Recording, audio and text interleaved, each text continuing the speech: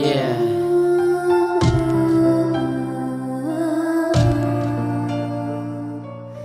Yeah.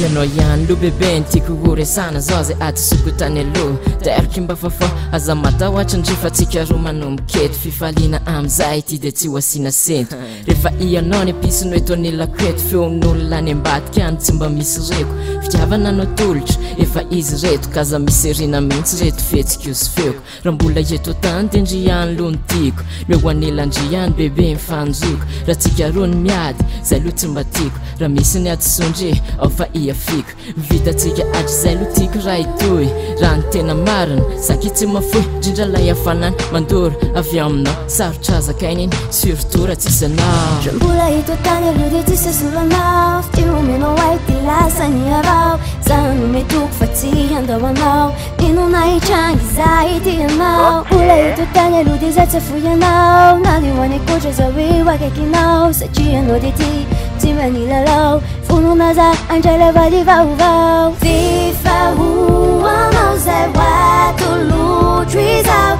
azagagy anao fa ty levoaty vaovao zakone de ty ny amitakalo de ty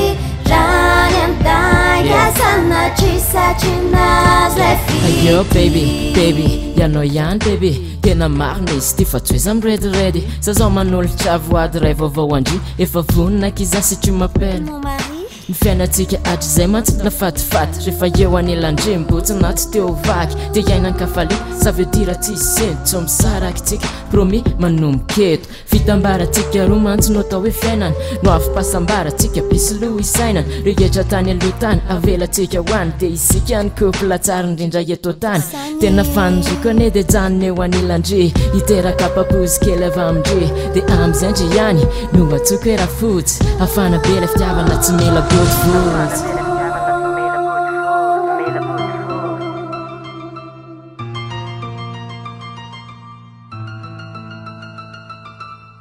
Yeah.